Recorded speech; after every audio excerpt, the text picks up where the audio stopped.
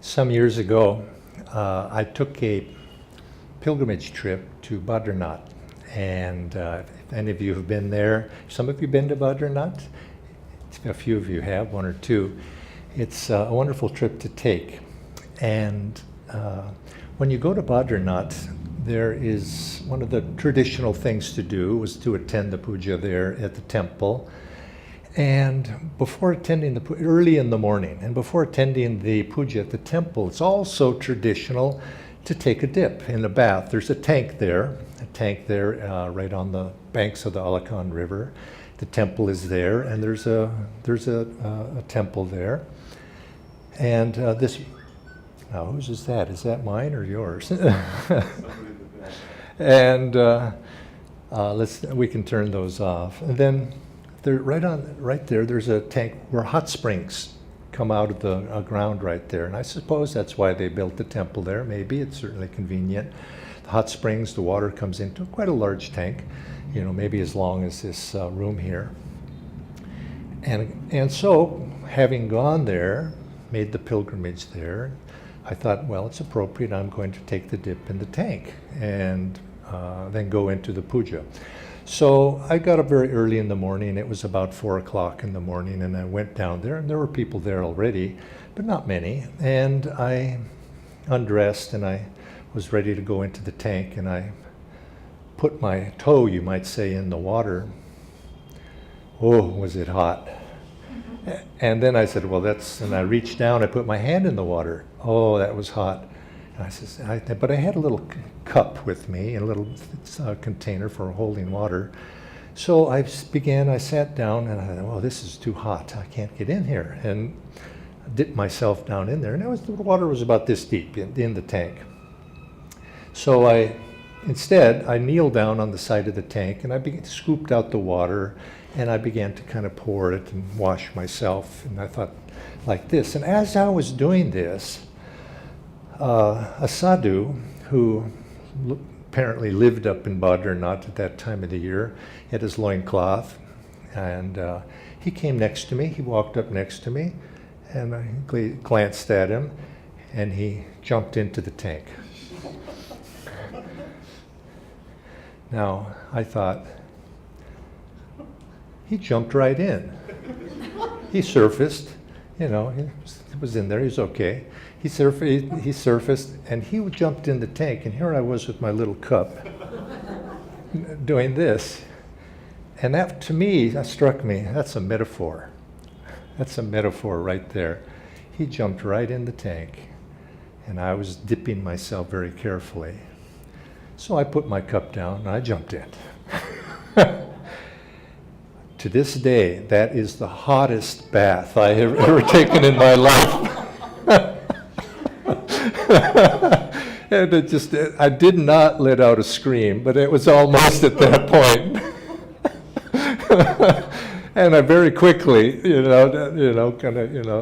then jumped back out. But when I jumped out, I felt fantastic. There was this aura of heat around my body. It was cold up in the mountains, so it's high. I don't know how many meters, 3,500 meters up there. That time of year was cold. I could not feel any cold at all. I just felt blissfully warm, and I just felt this radiance through me just from that hot water. But also, I felt good inwardly as well, and I felt there was a blessing to that and a lesson for me in that, because I wanted to give this class series. When I began to think about this class series, I wanted to invite those of you, we sent out notices. Now anybody is welcome here to come to this class, but we sent out notices to those people. I said, send out notices to people who are disciples, Kriyabans, disciples of this path. Now if you're not, you're joining us, that's okay too. But I wanted to send out because I wanted to invite those people who I could encourage with a clean conscience to jump into the pool. And I'm saying that, of course, metaphorically. I want us to jump in and not be dabbling which is what the normal way that people approach the spiritual life. They test a little, they try a little here, how's it fitting, and that's the approach. Let's jump in. Who's ready to jump in? And I wanted people to come who would have either one, you already have made that choice, or you're on that edge of the tank as I was, and thinking, well, maybe he did it. Why can't I do it? And just are willing to take that step. Because diving in to that pool, it took me a certain amount of courage to do that. But looking at the example of the sadhu, I jumped right on in. And now we don't have to be, what I'm talking about today, in terms of being a courageous spiritual warrior and jumping into the pool of the spiritual life, taking up the life. We do not have to be sadhus to do that. And this has nothing to do of what we are outwardly, what our station is in life, what our day-to-day activities are. It's all about inwardly jumping into the pool. And it takes courage to do that because this is an act of sacrifice. We're sacrificing perhaps our comfort zone. It's an act that takes a great deal of faith. It's an act that takes a great deal of courage and strength, because at the root of it, what we're doing, like jumping into that hot water, what we're doing here is we're going to make a sacrifice if we want to make serious progress on the spiritual life. That's what's being asked of us. Paramahansa Yogananda said, the spiritual path is martyrdom. Martyrdom. But not martyrdom of the body so much. It's martyrdom of the ego. And this is the essence of what we're doing here. If we take up the spiritual path in earnest, is we martyr the ego. We don't destroy it. We transcend it. We offer it up as an offering into the fire of divine love, of divine joy, at the feet of the masters. We give that up. And that takes courage. It takes something that is not perhaps of the normal sort. Because most people, all of us included, we know that that's not an easy thing to do. And when we face the tests, oftentimes the tendency is to back up from that. And it's taking that extra step. Now, Paramahansa Yogananda, when he went to the United States, he introduced his teachings as based upon two principles of human nature. And that was, everybody, he said, in this world is seeking happiness, or you might say the flip side of the coin is everybody is trying to avoid suffering. Those are the two basic principles. Now, most people, when they hear that, of course you can agree on that. We're all seeking happiness in one form or another. And on that theme, we, as Ananda Sangha, we give a number of different, we give a number of workshops on that theme. Just 2 or 3 weeks ago, we gave a happiness workshop out at the retreat there. And I enjoyed it. We had a good time. And it was a good workshop. But the people that came were new.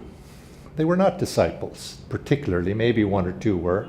But most of them were not disciples. And I found that, as I have done at many other similar type workshops, I began to talk about how life is, all of us are seeking happiness. But what did we talk about? I had to talk about, well, smile, positive thoughts, make friends with other people, reach out, expand your sympathies. As you might say, the common self-help approaches that if we do these things, meditate, we're going to become more happy. Now, all of that is very true, and all of that needs to be done. But what wasn't said,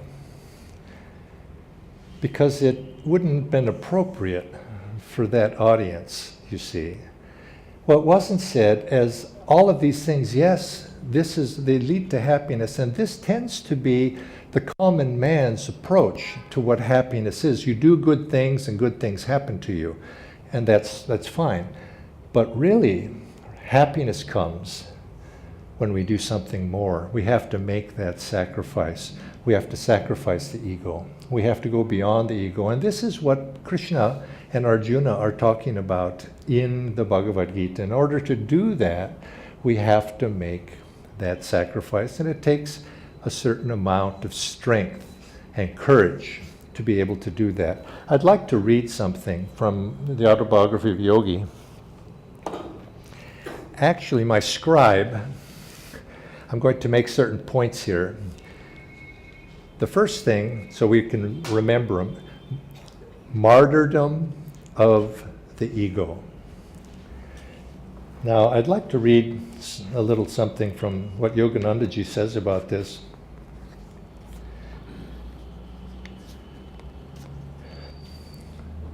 Now, this is Master at the feet of Swami Shri Yukteswar, but for the word Swami Shri Yukteswar in this case, let's substitute life, Divine Mother, God, our approach to living in this world, because we have a relationship with the divine in everything that we do. And he says, Master says here, discipline had not been unknown to me. At home, Father was strict, Ananda was severe, but Sri Yukteswar's training cannot be described as other than drastic. A perfectionist, my guru was hypercritical of his disciples, whether in matters of moment or in the subtle matters of behavior.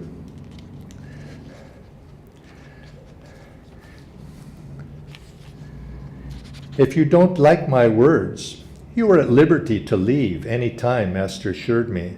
I want nothing from you but your own improvement. Stay only if you feel benefited. Students came and generally went.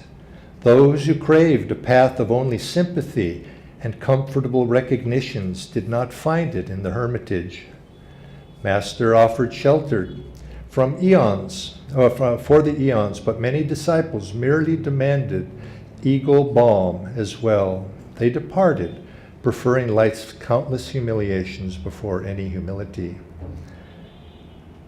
And he says here, and a little, I can't see it exactly where it is, but he said, many were the times that I trembled under the hammer blows of my guru's teachings. In other words, the hammer of life that pounds upon us again and again and again. This is something that we, as if we're going to be disciples and truly want to make progress on the spiritual path, we have to be able to accept that and face that and endure that. But the unfortunate reality is that most people, they don't like it. And that's actually fine, because when it's not a matter of liking it or not, because we all have tender spots. Whenever life gives us certain blows to our ego, I know many are the times things happen to me and my feelings have been hurt. I haven't liked something, I've disagreed with something. That's not a bad thing. That's actually a good thing, to be able to recognize it when things don't work out right for us. Perhaps we have difficulties, because what it's doing is it's pointing out to us that there's a tender spot within us. And when we know what those tender spots are, when things don't work, when somebody hurts us, when it goes wrong, it gives us an opportunity to look at it. Why? And believe me, in most of these situations, you may be right. Somebody did hurt your feelings. Somebody did do something that was cruel. They shouldn't have done that. Absolutely. But why were you hurt? You see, what was hurt? And you have to do the appropriate things, but it's learning to look at those tender spots when life treats us perhaps in ways that we don't like. Why are we hurt? And what is hurt? And what are we going to do about that? And why can't we accept whatever life comes to us and deal with it, go forward and overcome that? Because there's something within us that doesn't like it. And we begin to rebel against it. And one of the unfortunate things that we begin to do, and this is for devotees as well as anybody, everybody, we begin to make a wall around ourselves. And we begin, in order that life will not be able to hurt us, life won't be able to confront us, life won't be able to challenge us, and we begin to block ourselves off and protect ourselves. But the spiritual warrior confronts it. He doesn't run away, because this is really what we're doing. When we try to prevent life from doing whatever it's going to do to us. Now, I'm not saying that we don't do action, but to run away from the battle of dealing with blows to the ego, as most of Sri Yukteswar's disciples did, merely delays the inevitable, because there's something there that needs to be attended to. And for the devotee, for the disciple, it's the disciple's duty to take up whatever weapons he has at hand and fight that battle. Because unless we do that, the spiritual path really doesn't begin. It's merely, you might say, placing a veneer on it. And it becomes armchair philosophy. You know how that is people talk about tests and trials and how do we need to rise above it. But when it comes to us, if we protect ourselves, well, then we don't learn the lesson. So you might say one of the things we need to do, and I ask you to write this one down,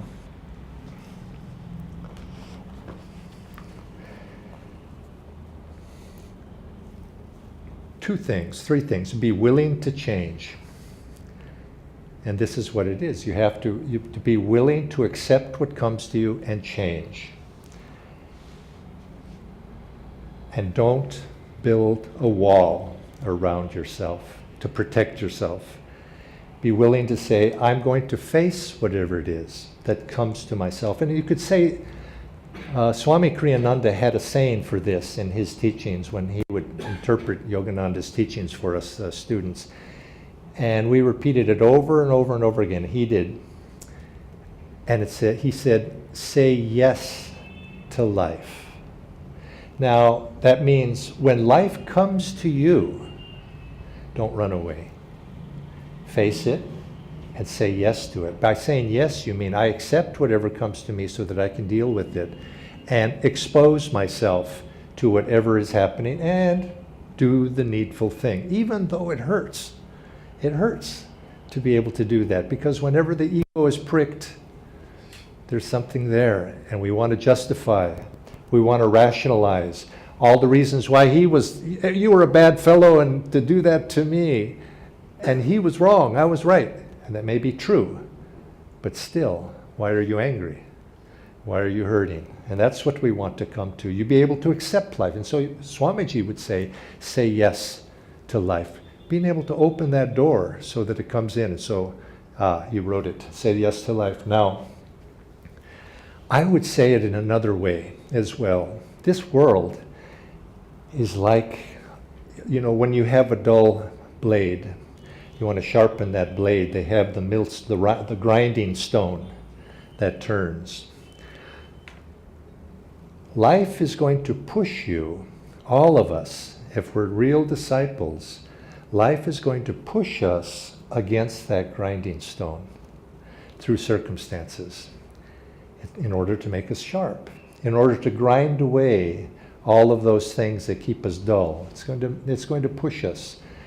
Our job is to cooperate and allow life to put us against the grinding stone, if it so chooses. It's in God's hands.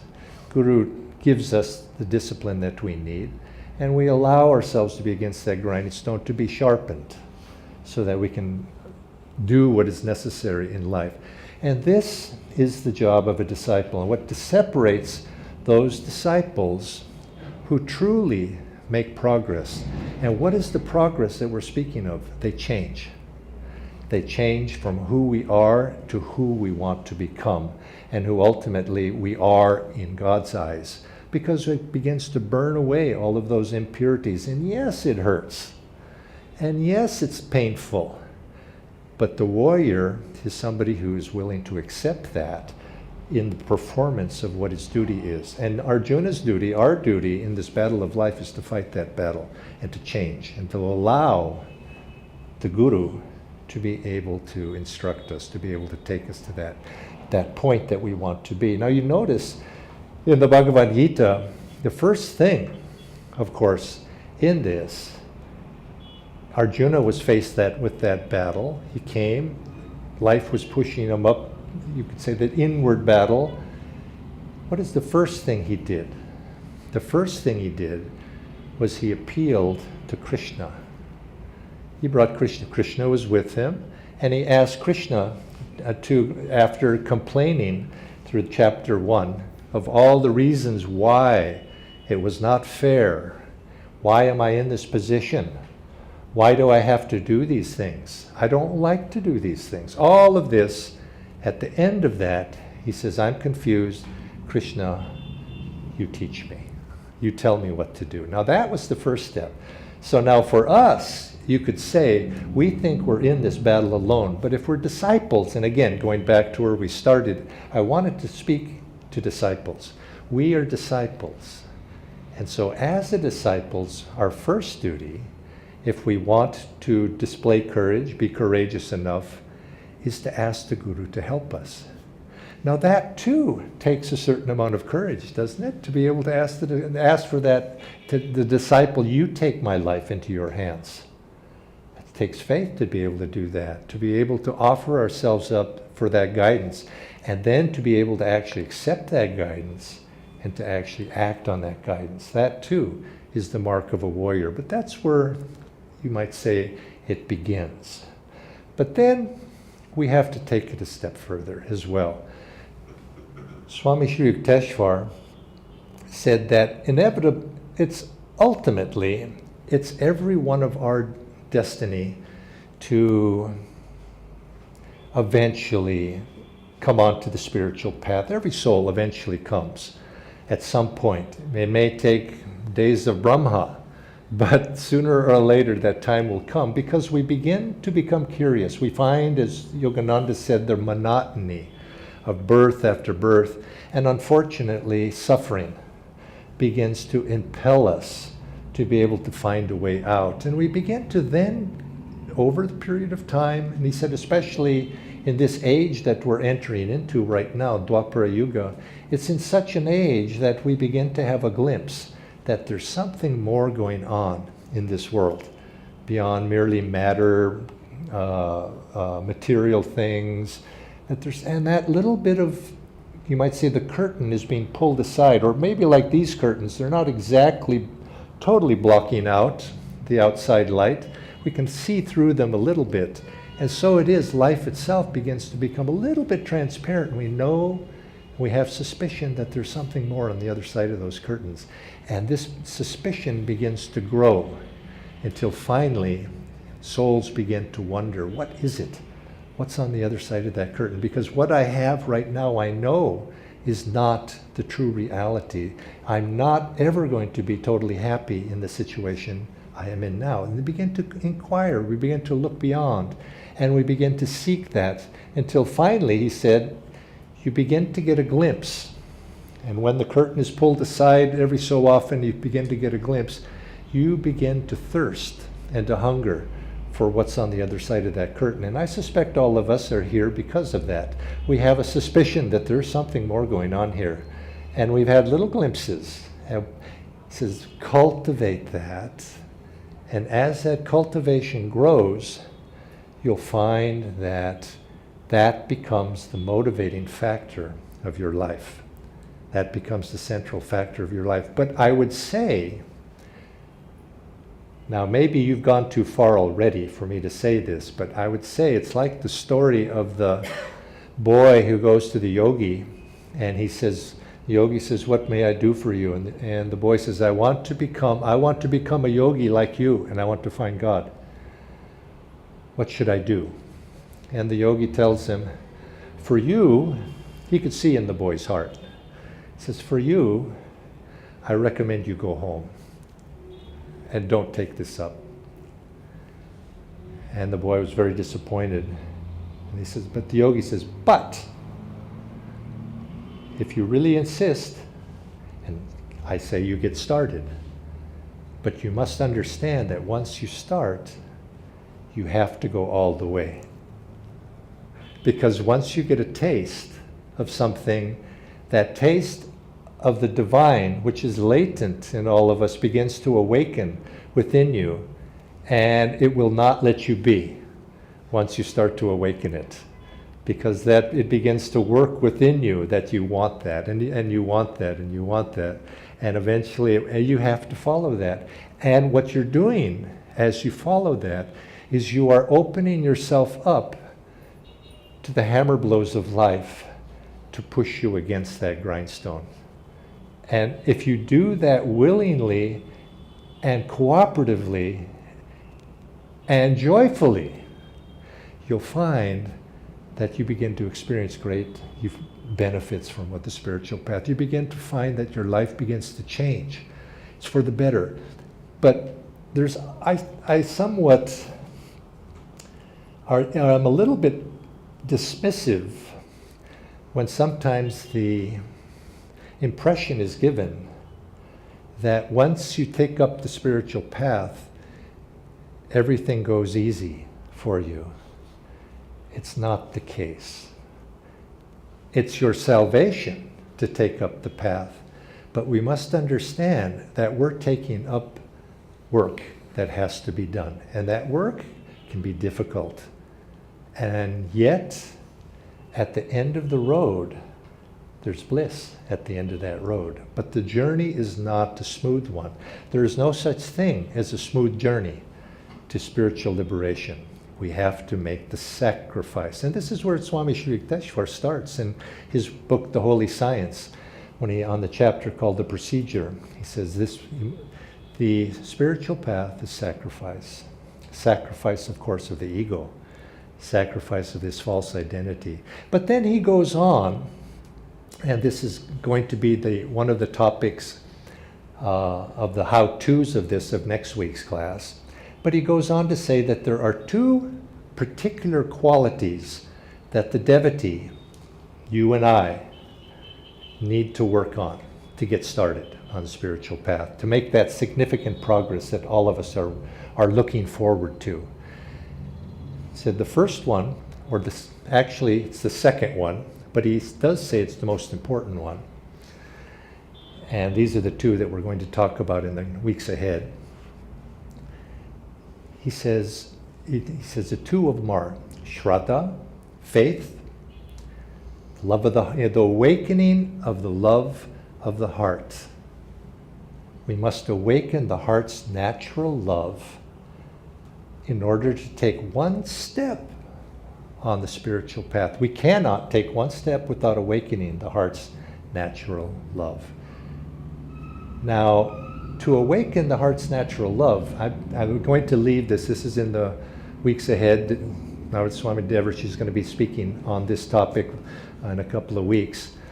But to love, to open your heart, to awaken the heart's natural love in faith, takes tremendous courage to do that. And he'll explain why. But I think you can understand that. It takes a great deal of courage. And that's the second point that Sri Yukteswar makes. He says we need Shraddha. And the second quality, he says, is Virya. Now, Virya is a little hard to translate. But I would say, I'm going to offer the translation of heroic effort. Heroic effort, enthusiasm, and willingness to engage in battle of the spiritual life. But that quality that is necessary, because until we have that, we cannot love, because this is what love demands. Love demands courage, that enthusiasm and willingness to say yes to life. But when we do this, we begin to find that if we have the courage to take the steps forward, to make the effort to open the heart, we find that that one step forward is supported by Krishna right behind us, helping us to take the next steps. The Guru is right there, helping us take the step, one step at a time.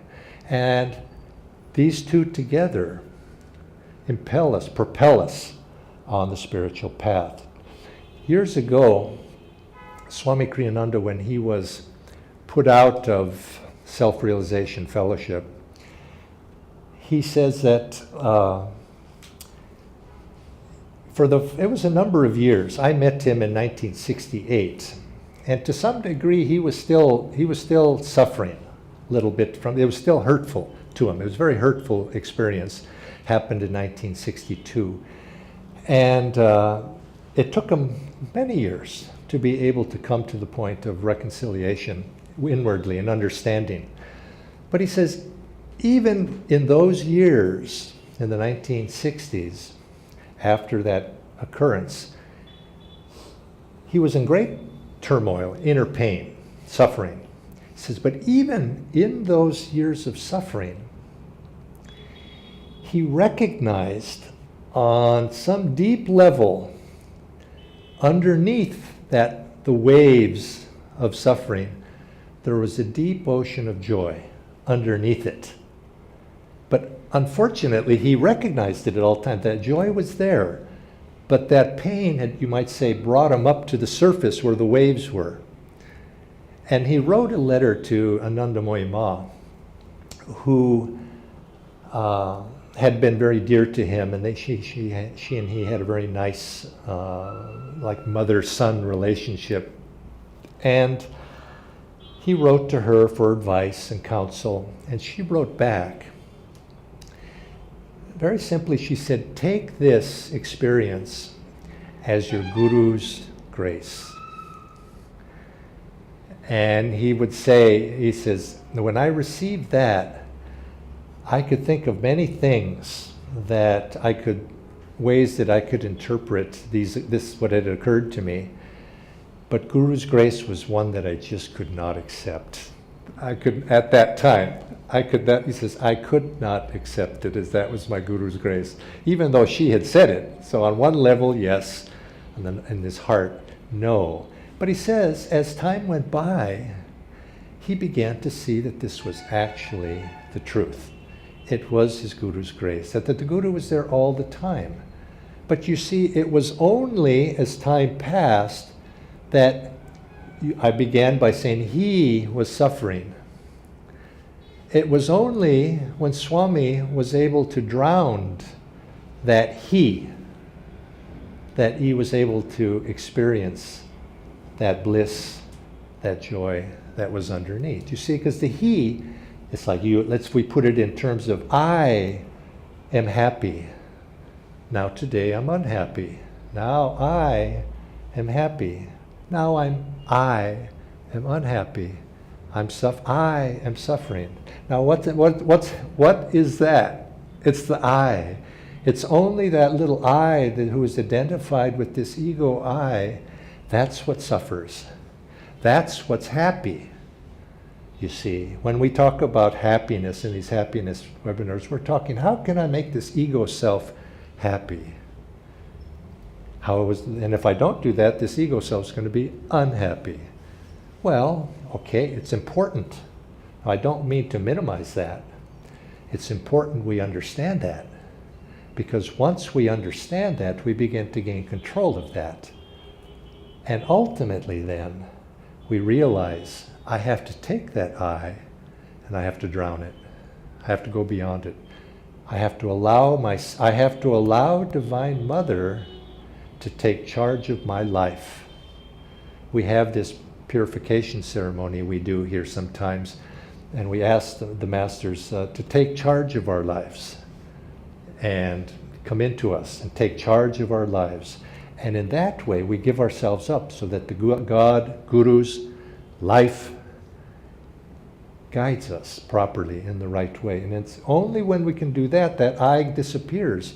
And this is the image also in the Bhagavad Gita, in the Mahabharata, where Bhima, or Bhishma represents ego. He allows himself to be killed.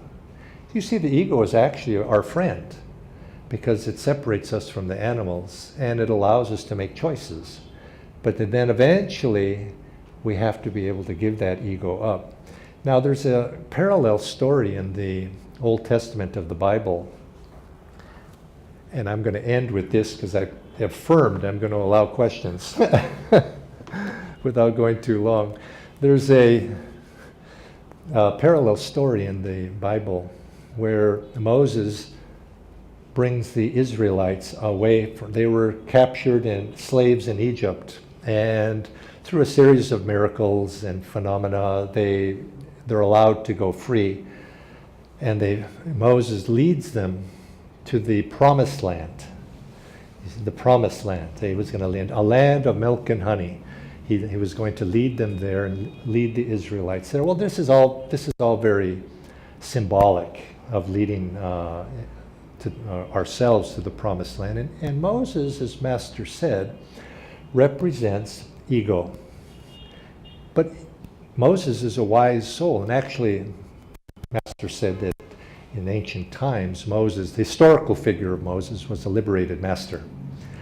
But in this story, he's symbolic for the ego. And the ego is our friend in this sense. It leads us out of delusion and guides us wisely, rightly guided.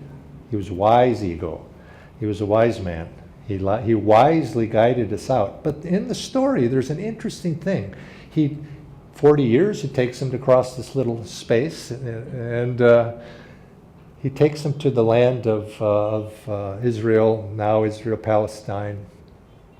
And they have to cross the river there. That's the River Jordan. And they finally come there, and all of the Israelites, they've now been purified by this wandering in the desert of all these years. They've now become purified of all the dross, and they cross the river and enter into the land of milk and honey, or they enter into the land of Israel. Except for Moses. He cannot go there. That's what God had told him. He leads them there, but he cannot cross the river because there's no place for him there, because and that's symbolic. And so it is. Our ego should be our friend, wisely guided. But it's also our enemy, because all of these other things that it attaches itself, and we have to be able to let it go and let it guide us, but then we have to let it go. And so to do this takes a person of great courage. This path that you have taken up is something that offers absolute liberation. This is a great promise. This is a great gift. And we have a master, a guru, a liberated master who can show us the way and has showed us the way to be able to do that. He's given us the techniques to be able to do that. And now you could say he's given us all the blessings necessary, but now it's our turn. We have to use our blessings as well. And that's a courageous act, to take up the battle and fight, to want to do it.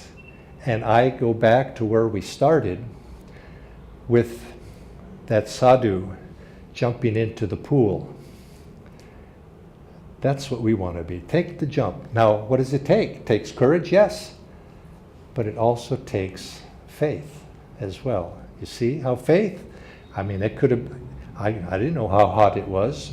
Turned out to be pretty hot, but those who went before me had jumped in, so if they could do it, I can do it. If the masters can do it, you can do it. The saints can do it, we can do it. Get rid of that ego. Put ourselves up against the grinding stone. Allow it to happen in a joyful manner. You see, saying yes to life is not with a grumpy face. This is because we're being liberated. And this is a courageous act, to keep the energy up when it naturally wants to fall due to circumstances in life. That's a courageous act. To say yes, to forgive, to love another person, to be humble, to accept the slings and arrows, to put ourselves on the anvil, to allow the Guru, just as Yukteswarji did for Master, to pound out all of the kinks in his personality. Take great courage. So don't, we live in a world where you have to play by the rules of the world. Naturally, we have to do that. But when those tender spots are touched, do the needful thing, yes, but then ask yourself, why? Why did that hurt? What am I resisting? Let me take these walls down so that God and Guru can come in, so that life can come in and teach me the lessons that I need to learn. And this is when we can do that, then we're making the initial steps on the spiritual path. Then we can begin to change. Now, I forgot to keep writing here, but change can happen if we allow it to happen. There's no reason why we cannot change from what we are now, get rid of all of those impurities. What's stopping it? Nobody outside of ourselves is stopping it. We are stopping it. And let's let it go. And that's the beginning of the spiritual path. Now, in the weeks ahead, I'd like next week, Brahmacharya Aditya is going to share some tools for this and go into it a little bit more deeply.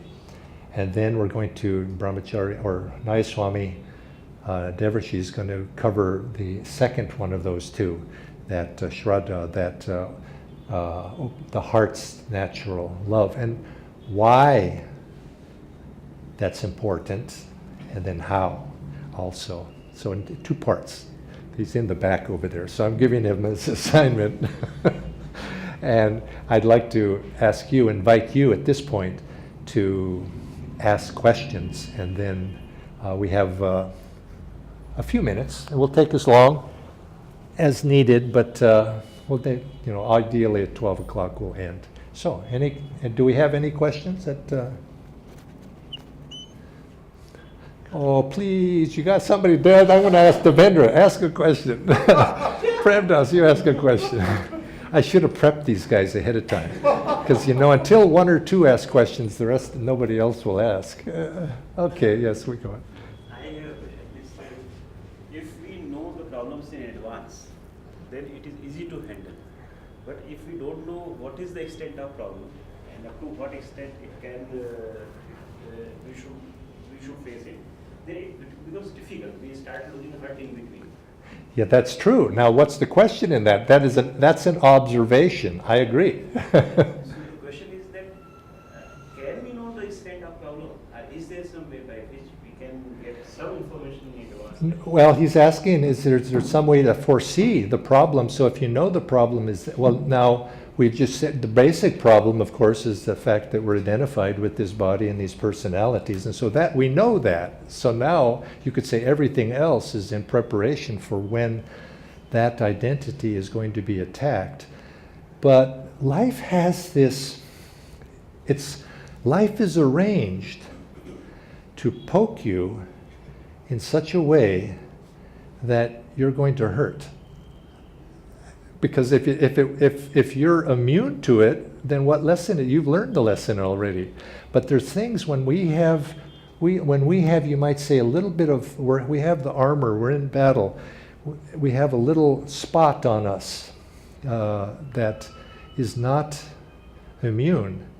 You can believe that Divine Mother is going to shoot an arrow and hit that spot. And so I think the thing that you might say to answer that question, to be prepared, is to introspect yourself. Where am I tender? Where are my tender spots?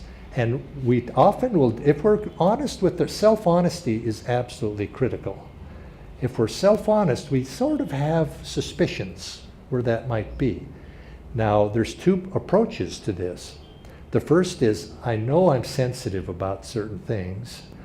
I'm going to protect myself and wall that part of myself off so nobody can touch it.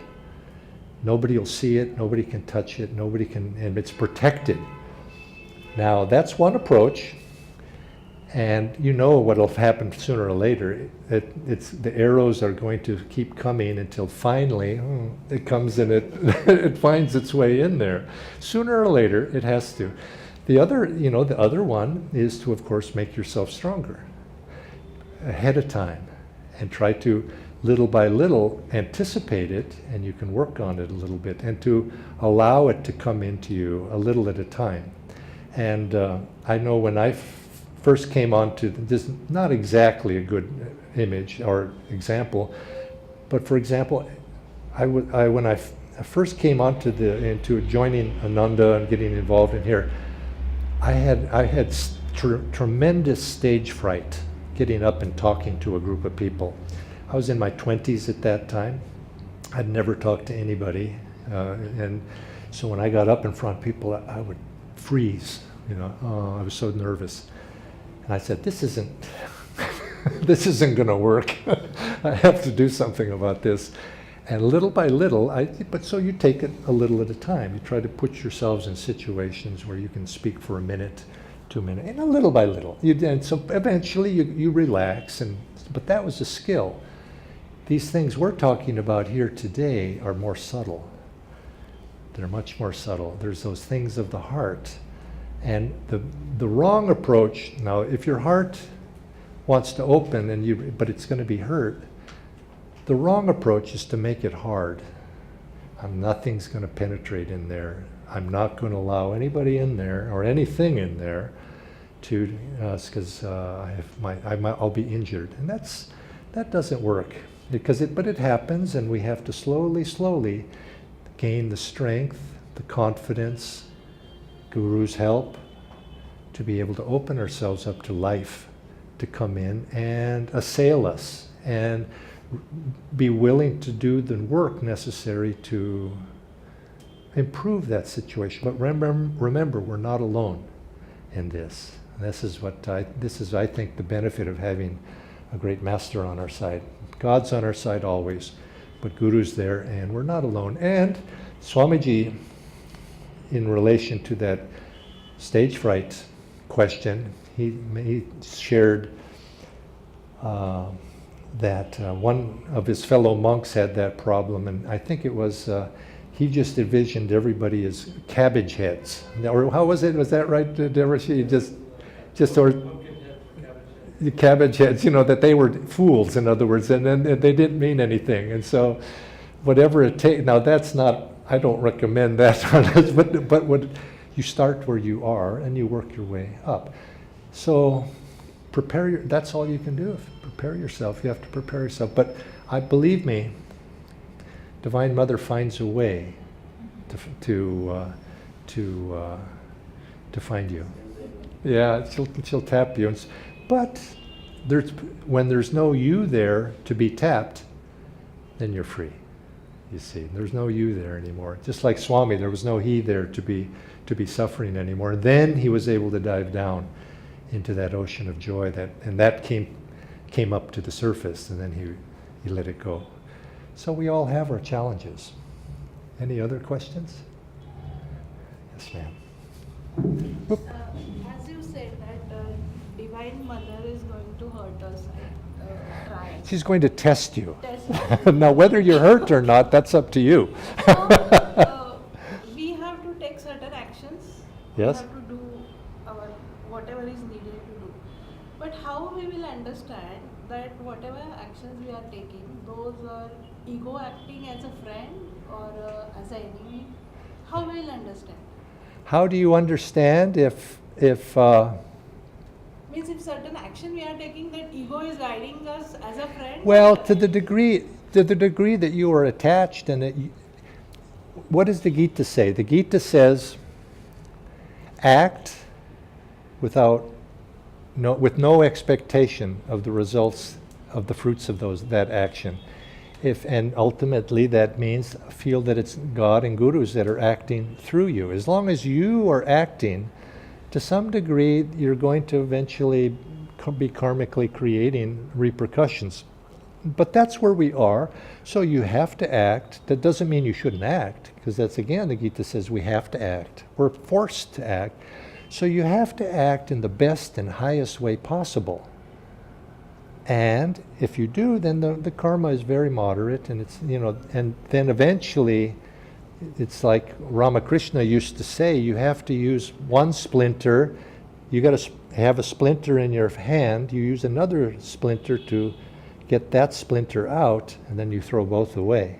And so we use our judgment, our best understanding, our highest level of ability in order to extricate ourselves from our situations. But then we realize even that has to be let go in God's love. God, Divine Mother, she wants it. She wants everything. There's a saying that many saints have used this story, but they say that when the baby cries, you give the baby toys, and the baby satisfied stops crying. It says until finally we want to be like that baby, no matter how many toys we're given, we're not satisfied. We cry until Divine Mother comes and picks us up. And that's how we want to be. She's going to continue to give us toys. But there comes a point in everybody's life where they're no longer wanting that, because they see behind the curtain. They say, that's not what I want. And as a devotee, as a disciple, the masters have come and actually to pull that curtain aside and to give us a glimpse. And that's, like that boy, that can be painful, because when the curtain closes, then we want it again, and we want it again. But Divine Mother says, not yet. You have to do a little bit of work first.